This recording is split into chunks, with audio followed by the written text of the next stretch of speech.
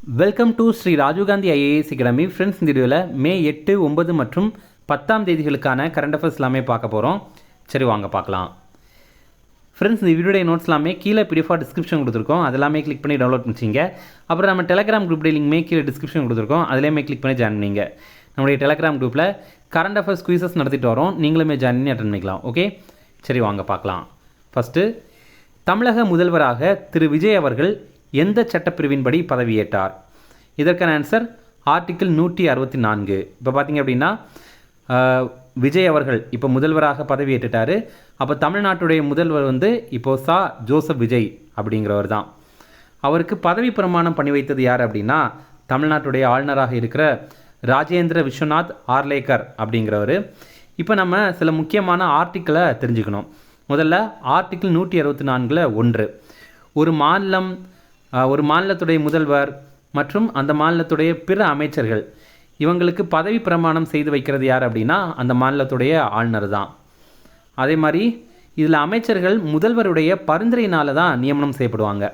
முதல்வர் யாரை சொல்கிறாங்களோ அவங்க தான் அமைச்சராக ஆக முடியும். இவங்களுடைய பதவி காலம் இது ஆளுநர் விரும்பும் வரை அப்படிங்கிறது தான். நம்ம என்ன நினைப்போம் அப்படின்னா ஒரு முதல்வருடைய பதவி காலம் 5 ஆண்டுகள் அப்படின்னு நினைப்போம். அப்படி கிடையாது. முதல்வராக இருந்தாலும் சரி, எந்த ஒரு அமைச்சராக இருந்தாலும் சரி, அவங்க எவ்வளவு நாள் இருக்கலாம் அப்படின்னா அந்த ஆளுநர் விரும்பும் வரை தான். அதுக்காக ஆளுநர் நீங்கள் போங்க அப்படின்னு சொன்னால் போயிடலாமா அப்படின்னா அப்படி கிடையாது. இவங்க என்ன சொல்ல வராங்க அப்படின்னா மெஜாரிட்டி இருக்கிற வரைக்கும் தான் அப்படிங்கிறத தான் சொல்கிறாங்க. அடுத்தது ஆர்டிக்கிள் 164 1A இதில் என்ன சொல்லுது அப்படின்னா முதல்வர் உள்பட அமைச்சர்களுடைய எண்ணிக்கை மொத்த சட்டப்பேரவை உறுப்பினர்களுடைய எண்ணிக்கையில் 15% தான் இருக்கணும் அப்படிங்கிறத தெரிவித்திருக்காங்க. இப்போ நம்ம தமிழ்நாட்டில் மொத்த சட்டப்பேரவை உறுப்பினருடைய எண்ணிக்கை 234.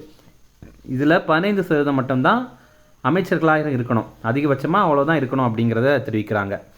அடுத்தது ஆர்டிக்கிள் 164 2 இதில் என்ன குறிப்பிட்றாங்க அப்படின்னா அமைச்சரவை ஒட்டுமொத்தமாக சட்டப்பேரவை உறுப்பினர்களுக்கு கட்டப்பட்டது அப்படிங்கிறத குறிப்பிடுறாங்க. அப்புறம் முதல்வராக விஜய் அவர்கள் அவருடைய முதல் கையெழுத்து என்ன போட்டிருந்தார் அப்படின்னா ஒவ்வொரு வீட்டிற்கும் 2 மாதத்திற்கு 200 யூனிட் மின்சாரம் இலவசமாக அறிவித்திருந்தார். அடுத்தது இந்தியாவின் 3வது முப்படை தலைமை தளபதியாக நியமனம் செய்யப்பட்டவர் யார்? இதற்கான ஆன்சர் NS ராஜா. ரொம்ப ரொம்ப முக்கியமான கேள்வி இது. முதல் முறையாக நம்ம இந்தியாவுடைய முப்படை தலைமை தளபதியாக பிபின் ராவத் அப்படிங்கிறவர் இருந்தார். அதுக்கப்புறம் அவர் ஹெலிகாப்டர் விபத்தில் மரணம் அடைந்துட்டார். அதுக்கு அடுத்ததாக அனில் சௌஹான் அப்படிங்கிறவரை 2வதாக நியமனம் பண்ணியிருந்தாங்க. இப்போ அவருடைய பதவி காலம் முடியுது. அதனால் 3வதாக இப்போ NS ராஜா அப்படிங்கிறவரை அப்பாயின்ட் பண்ணியிருக்காங்க. இவர் நம்ம தமிழ்நாட்டை சேர்ந்தவர். இவர் மே 30ஆம் தேதி பதவி வகிப்பார். அதே மாதிரி இப்போ இந்தியாவுடைய கடற்படை தளபதியாக கிருஷ்ணா சாமிநாதன் அப்படிங்கிறவரை அப்பாயின்ட் பண்ணியிருக்காங்க. இவர் மே 31ஆம் தேதி பதவி வகிப்பார். இப்போ மற்றவங்க யாரெல்லாம் அப்படிங்கிறத நம்ம கொஞ்சம் தெரிஞ்சுக்கலாம். இந்தியாவுடைய இராணுவ தலைமை தளபதியாக இருக்கிறவர் உபேந்திர துவிவேதி அப்படிங்கிறவர். இந்தியாவுடைய விமானப்படை தலைமை தளபதியாக இருக்கிறவர் அமர்பிரீத் சிங், சுருக்கமாக AP சிங் அப்படின்னு கூட சொல்லுவாங்க. அப்புறம் இந்தியாவுடைய கடலோர காவல் படையுடைய தலைமை தளபதியாக இப்போ இருக்கிறவர் பரமேஸ் சிவமணி அப்படிங்கிறவர். ஃப்ரெண்ட்ஸ், நம்ம ராஜீவ்காந்தி ஐஏஎஸ் அகாடமியில் இந்த ஆண்டு நடைபெற போகிற TNPSC Group 1 prelims exam test series start பண்ணியிருக்கோம். ஸ்க்ரீனில் தெரிகிற நம்பருக்கு நீங்கள் கால் பண்ணி பேசி இதில் ஜாயின் பண்ணிக்கலாம். அதே மாதிரி இந்த ஆண்டு நடைபெற போகிற TNPSC Group 2 Group 2 எக்ஸாமுக்கான ப்ரிலிம்ஸ் டெஸ்ட் பேட்சுமே ஸ்டார்ட் பண்ணியிருக்கோம். குறைந்த கட்டணத்தில் நம்ம இதை நடத்துகிறோம். ஸ்க்ரீனில் தெரிகிற நம்பருக்கு நீங்கள் கால் பண்ணி பேசி ஜாயின் பண்ணிக்கலாம். அடுத்தது இந்தியாவின் முதல் தனியார் விண்வெளி தொழில்நுட்ப யூனிகார்ன் நிறுவனமாக உருவான நிறுவனம் எது? இதற்கான answer Skyroot aerospace. Skyroot aerospace அப்படிங்கிறது இந்தியாவில் இருக்கிற ரொம்ப முக்கியமான விண்வெளி தொழில்நுட்ப நிறுவனம். இது ஒரு தனியார் நிறுவனம். இதில் என்ன சிறப்பு அப்படின்னா இந்த விண்வெளி தொழில்நுட்ப நிறுவனங்கள் இருக்குல்ல, அதில் இந்தியாவுடைய முதல் யூனிகார்ன் நிறுவனம் எது அப்படின்னா அது இதுதான். யூனிகார்ன் நிறுவனம் அப்படின்னா எந்த ஒரு நிறுவனம் $1 பில்லியன் மதிப்பு பெற்றிருக்கோ அந்த மாதிரி இருக்கிற ஸ்டார்ட் அப் நிறுவனத்தை யூனிகார்ன் நிறுவனம் அப்படின்னு குறிப்பிடுவாங்க. இந்த ஸ்கைரூட் ஏரோஸ்பேஸ் கூட கொஞ்ச நாட்களுக்கு முன்னாடி உருவான ஒரு ஸ்டார்ட் அப் நிறுவனம் தான். அது இப்போ யூனிகார்ன் அப்படிங்கிற ஸ்டேட்டஸை பெற்றிருக்கு. இந்த நிறுவனம் பார்த்திங்கன்னா $1.1 பில்லியன் அந்த அளவுக்கு மதிப்பு பெற்றிருக்கு. தெலுங்கானாவுடைய ஹைதராபாத்தை சேர்ந்த நிறுவனம் தான் இந்த ஒரு நிறுவனம். இந்த நிறுவனம் விக்ரம் 1 அப்படிங்கிற தனியார் ராக்கெட்டை விண்ணில் செலுத்த போகிறாங்க. அதற்கு முன்னோட்டமாக விக்ரம் எஸ் அப்படிங்கிற ராக்கெட்டை 2022ஆவது ஆண்டு விண்ணில் செலுத்தியிருந்தாங்க. அடுத்தது, தற்போது இந்தியா எந்த நாட்டிற்கு 10 BHISHM இடம்பெயரும் மருத்துவமனைகளை வழங்கியது? இதற்கான ஆன்சர் ஜமைக்கா. இந்த பிக்சரில் நீங்கள் பார்க்குறீங்கல்ல, இதுதான் அந்த மருத்துவமனை. இது எதனால் மருத்துவமனை அப்படின்னு சொல்கிறாங்க அப்படின்னா, இதில் வந்து கியூபாக இருக்குல்ல, இதில் மொத்தமாக ஒரு தொகுதியில் 72 கியூப் இருக்கும். அப்போ ஒரு தொகுதியை வச்சானாலே அதில் ஒவ்வொரு கியூபுக்குள்ளாடியும் ஒரு மருத்துவமனை ஒரு சின்ன அளவில் கட்டமைக்கிறதுக்கு தேவையான அனைத்து வசதிகளும் இருக்கும். ஒரு டென்ட் இருக்கும், அதே மாதிரி சில மருந்துகள் இருக்கும், அதுக்கப்புறம் வந்து கருவிகள், மருத்துவ உபகரணங்கள்லாம் இருக்கும். இந்த மாதிரி எல்லாமே இருக்கும். அப்போ ஆபத்தான இடங்களுக்கு திடீர்னு இதை வந்து ஒரு ஹெலிகாப்டர்லேயோ அல்லது வேறு ஏதாவது வாகனங்களையோ வைத்து கொண்டு போயிடலாம். அதுதான் இதோடைய சிறப்பு. இதில் ஒரு 10 நம்ம வந்து ஜமைக்காவுக்கு வழங்கியிருக்கோம். BHISHM இதோடைய விரிவாக்கம் Bharat health initiative for Sahyog Hita and Maitri அப்படிங்கிறது தான். அப்போ ஒன்றுலையும் 72 கியூப் தொகுதி இதில் இருக்கும். அவசர பகுதிகளில் மருத்துவ கட்டமைப்பை உருவாக்குறதுக்கு முடியும். ப்ராஜெக்ட் பீஷ்மா அப்படிங்கிற திட்டம் 2022ஆவது ஆண்டு மத்திய அரசால் அறிவிக்கப்பட்டது. இது வந்து ஆரோக்கிய மைத்திரி திட்டத்தில் ஒரு பகுதியாக செயல்படுத்துகிறாங்க. அடுத்தது, காற்று மாசுபாட்டை கண்காணிக்க ரேடார் என்ற கருவியை அறிமுகம் செய்த அமைப்பு எது? அரசு எது? இதற்கான ஆன்சர் டெல்லி அரசு. இப்போ டெல்லி அரசு பார்த்திங்க அப்படின்னா, எங்கேருந்தெல்லாம் காற்று மாசுபாடு அதிகமாக வருது அப்படிங்கிறத கண்காணிக்கிறதுக்காக ரேடார் அப்படிங்கிற ஒரு கருவியை பொருத்துகிறாங்க. இது பொதுவாக நம்ம படிக்கிற ரேடார் கிடையாது. நம்ம பொதுவாக வந்து ஒரு மிசைல் எங்கே வந்துட்டுருக்கு அல்லது ஒரு ஏரோப்ளேன் எங்கே இருக்குது அப்படிங்கிறதெல்லாம் ரேடாரில் பார்ப்பாங்க. இது அந்த ரேடார் கிடையாது, இது வேறு ரேடார். இந்த ரேடாருக்கு வந்து ஒரு விரிவாக்கமே இருக்குது. அது என்ன அப்படின்னா, real time air pollution detection across roads அப்படிங்கிறது தான். அதாவது டெல்லியில் எந்தெந்த பகுதிகளெல்லாம் காற்று மாசுபாடு அதிகமாக இருக்குது அப்படிங்கிறத கண்டுபிடிக்கிற ஒரு கருவி தான் இது. அடுத்தது, உலகின் முதல் மனித உருவ ரோபோ துறவியை அறிமுகப்படுத்திய நாடு எது? இதற்கான ஆன்சர் தென்கொரியா. இப்போ சவுத் கொரியா பார்த்திங்க அப்படின்னா மனித உருவத்திலேயே இருக்கிற ஒரு ரோபோ உருவாக்கியிருக்காங்க. அது ஒரு ரோபோ துறவி. அப்போது முதல் மனித உருவ ரோபோ துறவி அதுதான் இது. அதோடைய பேர் என்ன அப்படின்னா காபி அப்படிங்கிறது தான். தென்கொரியாவுடைய தலைநகரான சியோலில் இருக்கிற ஜோக்யேசா அப்படிங்கிற கோயிலில், ஒரு புத்த மத கோயிலில் இதை பணியமர்த்தியிருக்காங்க. இதற்கு சில விதிமுறைகளை சொல்லி கொடுத்துருக்காங்க. என்ன அப்படின்னா, உயிர்களை மதிக்கணும், பிற ரோபோக்களை சேதப்படுத்தக்கூடாது, அப்புறம் மனிதர்களுக்கு கீழ்ப்படியணும் அப்படிங்கிறது எல்லாமே. அடுத்தது, 2024 தற்கொலைகள் அதிகம் நடைபெற்ற இந்திய நகரம் எது? இதற்கான ஆன்சர் பெங்களூரு. இப்போ பார்த்திங்க அப்படின்னா NCRB national crime records bureau இவங்க வந்து ஒரு பட்டியலை வெளியிட்டிருக்காங்க. தேசிய குற்ற ஆவண காப்பகம் இவங்க வந்து 2024ஆவது ஆண்டில் என்னென்ன எப்படிலாம் இருந்திருக்கு, எங்கெங்கே இந்த குற்றங்கள்லாம் அதிகமாக நடந்திருக்கு அப்படிங்கிற பட்டியலை வந்து வெளியிட்டிருக்காங்க. அதை பற்றி பார்ப்போம். ஃபஸ்ட்டு பார்த்திங்கன்னா, ரொம்ப அதிகமாக தற்கொலைகள் பெங்களூரில் தான் நடைபெற்றிருக்கு. மனித கடத்தல் இதில் தெலுங்கானா தான் முதலிடத்தில் இருக்குது. வன்முறை குற்றங்களில் ஒடிசா முதலிடம் பிடித்திருக்கு. பெண்களுக்கு எதிரான குற்றங்கள் ரொம்ப அதிகமாக தெலுங்கானாவில் நடைபெற்றிருக்கு. அப்புறம் சைபர் குற்றங்கள் கர்நாடகாவில் ரொம்ப அதிகமாக நடைபெற்றிருக்கு. குழந்தைகளுக்கு எதிரான குற்றங்கள் வந்து டெல்லியில் ரொம்ப அதிகமாக நடந்திருக்கு. இதில் குழந்தைகளுக்கு எதிரான குற்றங்கள் ரொம்ப அதிகமாக என்ன நடந்திருக்கு இந்திய அளவில் அப்படின்னு பார்த்தீங்கன்னா, குழந்தைங்களை கடத்தியிருக்காங்க. அதுதான் ரொம்ப அதிகமான குற்றங்களாக பதிவு செய்யப்பட்டிருக்கு. அடுத்தது, உலகின் முதல் 24 மணி நேர செய்தி தொலைக்காட்சி எது? இதற்கான ஆன்சர் CNN. இதை உருவாக்குனவர் டெட் டர்னர் அப்படிங்கிறவர். இப்போ இவர் மரணம் அடைந்துட்டார். இந்த CNNக்கு ஒரு விரிவாக்கம் இருக்குது. அது என்ன அப்படின்னா கேபிள் நியூஸ் நெட்வொர்க் அப்படிங்கிறது. இது அமெரிக்காவை சேர்ந்த ஒரு சேனல்.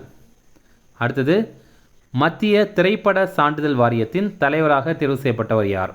இதற்கான ஆன்சர் சசி சேகர் வெம்படி. இப்போ பார்த்திங்க அப்படின்னா CBFC Central Board of Film Certification அந்த அமைப்புடைய தலைவராக இப்போது சசி சேகர் வெம்படி அப்படிங்கிறவர் அப்பாயின் பண்ணியிருக்காங்க.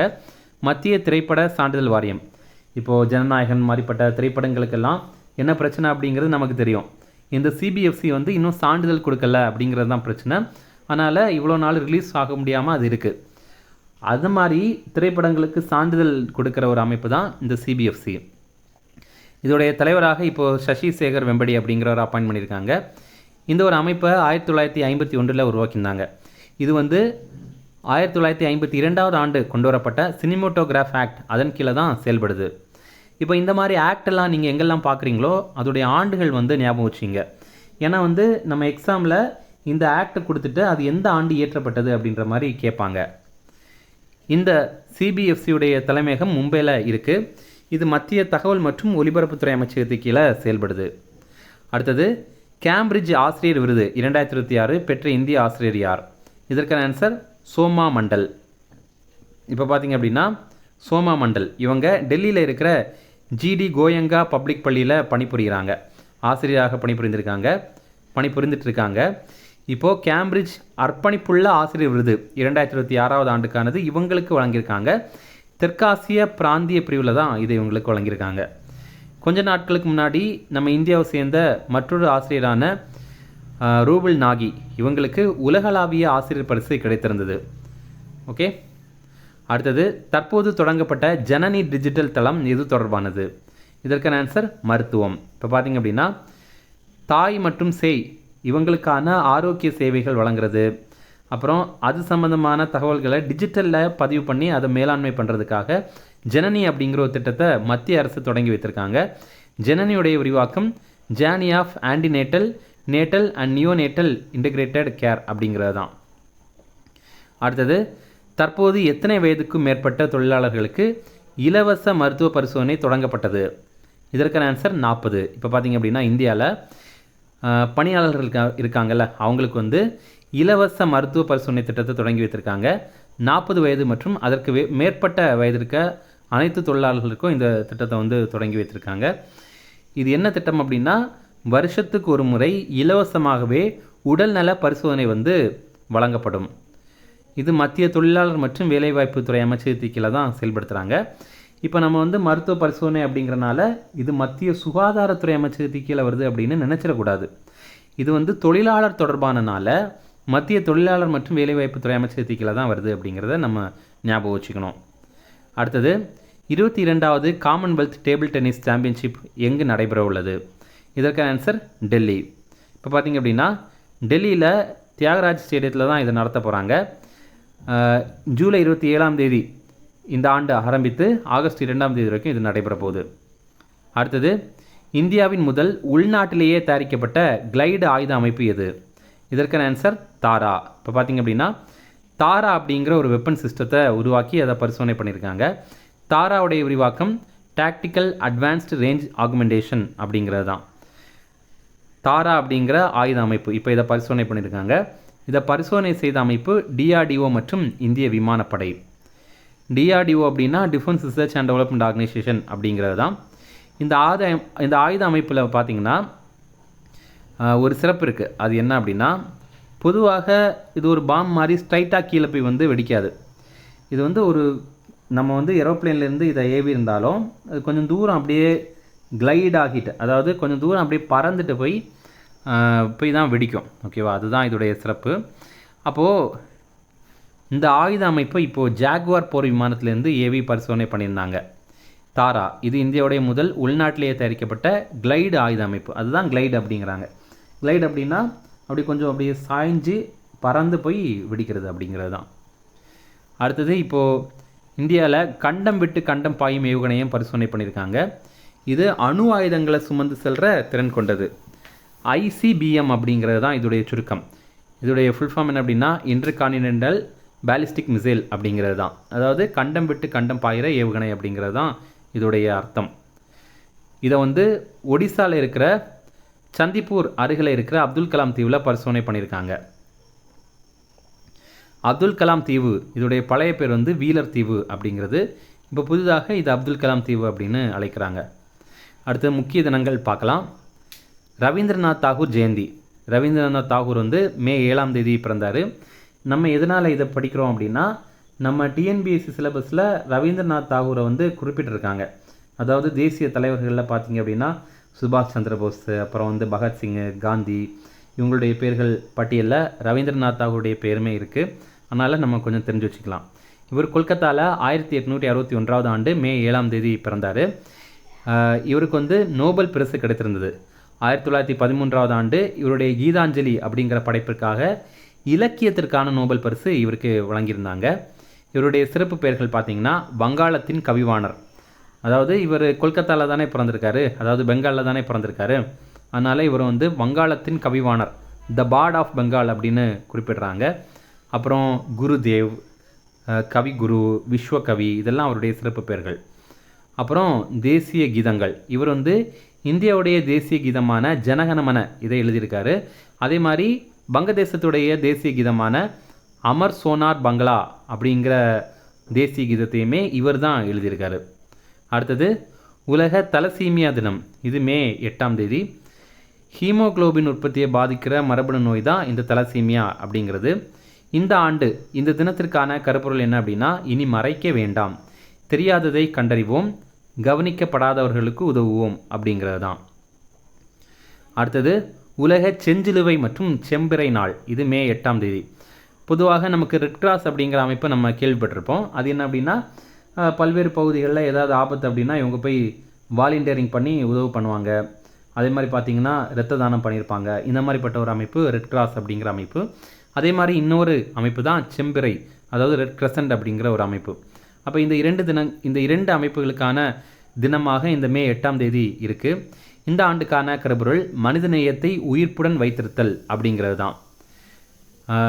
இதில் எதனால் நம்ம மே 8ஆம் தேதி கடைபிடிக்கிறோம் அப்படின்னா, சர்வதேச செஞ்சிலுவை சங்கம், அதாவது இன்டர்நேஷ்னல் ரெட் கிராஸ் அப்படிங்கிற அமைப்பு இருக்குல்ல, அந்த அமைப்புடைய நிறுவனர் வந்து ஹென்ரி டுனண்ட் அப்படிங்கிறவர். அவருடைய பிறந்தநாள் தான் இந்த மே 8ஆம் தேதி. இவர் 1828ஆம் ஆண்டு வந்து பிறந்தார். ஜெனீவாவில், அதாவது சுவிட்சர்லாண்டுடைய ஜெனீவாவில் தான் இவர் பிறந்தார். இவர் உலகத்துடைய முதல் அமைதிக்கான நோபல் பரிசை பெற்றவர்.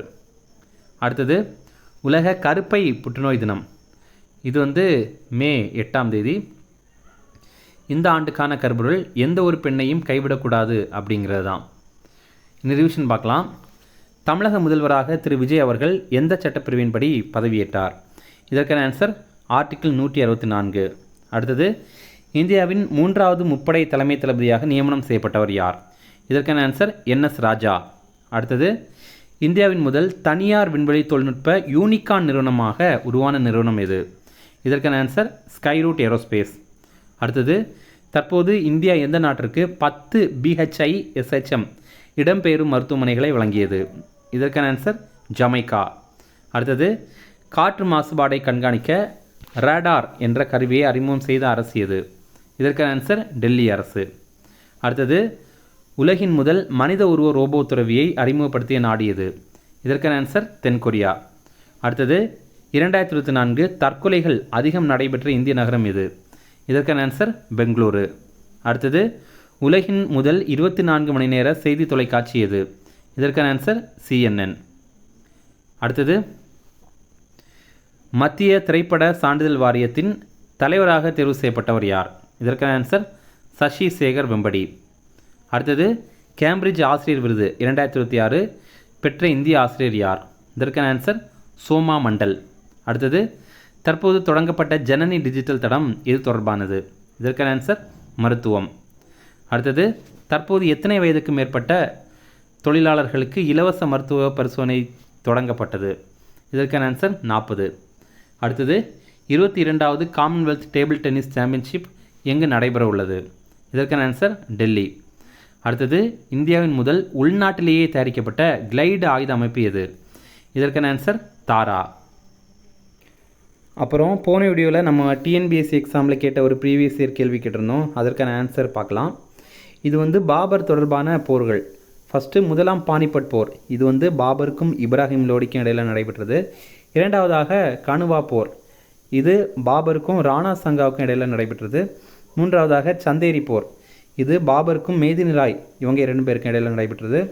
நான்காவதாக காக்ரா போர், இது வந்து பாபருக்கும் முகமது லோடி அவர்களுக்கும் இடையே நடைபெற்ற போர். இன்றைக்கான கேள்வி, இதில் சில குறிப்புகள் கொடுத்துருக்காங்க. இது இந்திய போராட்டம் தொடர்பானது, அதாவது இந்திய விடுதலை போராட்டம் தொடர்பானது. இது நீங்கள் வந்து கரெக்டாக பொறுத்துங்க. அவ்வளோதான் ஃப்ரெண்ட்ஸ். இந்த வீடியோ பிடிச்சினா கண்டிப்பாக லைக் பண்ணுங்கள். நம்மளுடைய சேனலுக்கு சப்ஸ்கிரைப் பண்ணி வச்சுங்க. உங்கள் நண்பர்களுக்குமே ஷேர் பண்ணுங்கள். கண்டிப்பாக பயனுள்ளதாக இருக்கும் அவங்களுக்கும். Okay, thank you.